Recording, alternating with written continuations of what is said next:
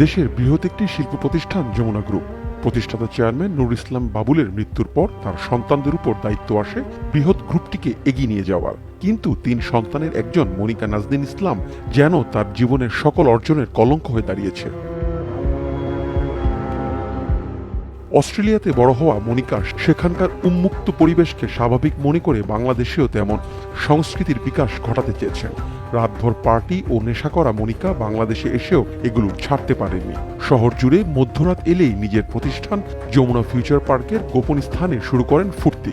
ইউরোপের নেশা ও নৃত্যের আদলে সেখানেও চলে উচ্ছৃঙ্খলতা ও নগ্নতা।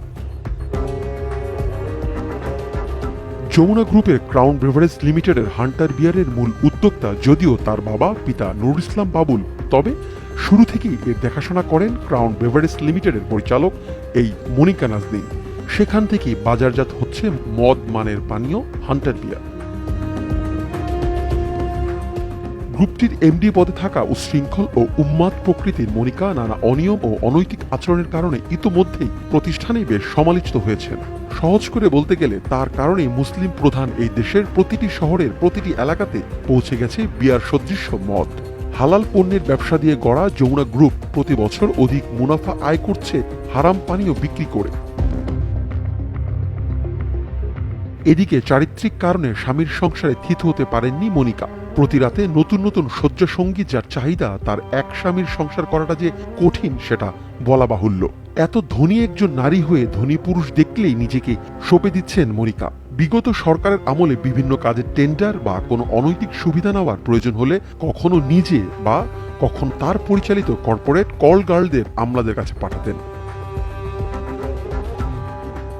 জানা যায় বিগত বিএনপি সরকার আমলে যমুনা গ্রুপের বিয়ার উৎপাদন লাইসেন্স স্থগিত করা হলেও স্বৈরাচারী আওয়ামী সরকারের মদতপুষ্ট হয়ে পুরোদমে বিয়ার উৎপাদন ও বাজারজাতের সুযোগ লাভ করে যমুনা গ্রুপ। এরপর এই হারাম পানীয় নিয়েও শুরু হয় জালিয়াতি। তথ্য বলছে বছরে 10 কোটি ক্যান বিয়ার উৎপাদনের ঘোষণা দিলেও এর পরিমাণ কয়েক গুণ বেশি। জাতীয় রাজস্ব বোর্ডের সূত্র বলছে ঘোষণার চেয়ে বেশি উৎপাদনের মাধ্যমে প্রতি বছর বিপুল পরিমাণ রাজস্ব ফাঁকি দিচ্ছে যমুনা গ্রুপ। শুধু এখানেই নয়, যমুনা ইলেকট্রনিক্স অ্যান্ড অটোমোবাইলস লিমিটেডের দায়িত্বেও রয়েছে মনিকা। ইলেকট্রনিক আইটেমের কাঁচামাল আমদানি করতে তিনি গর্বের সাথে নিয়েছেন মিথ্যার আশ্রয়। বাংলাদেশের মতো সুস্থ সংস্কৃতির একটি দেশে প্রাচ্যের উচ্ছৃঙ্খলতা ছড়িয়ে দিতে যাচ্ছে তাই কর্মকাণ্ড করছেন মনিকা। যেখানেই হাই ক্লাস মদ নারীর পার্টি সেখানেই দেখা মিলছে মনিকা। যমুনা গ্রুপের এই নারী এমডি শুধু প্রতিষ্ঠানের জন্যই নয়, বরং বাংলাদেশের জন্য ক্ষতিকারক হয়ে দাঁড়িয়েছেন।